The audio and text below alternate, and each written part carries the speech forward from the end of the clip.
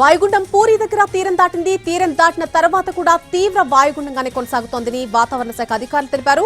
వాయుగుండం ప్రభావంతో తెలుగు రాష్ట్రాల్లో భారీ వర్షాలు కురుస్తున్నాయి. మరికొన్ని గంటల పాటు వాయుగుండం ప్రభావం కొనసాగనుంది.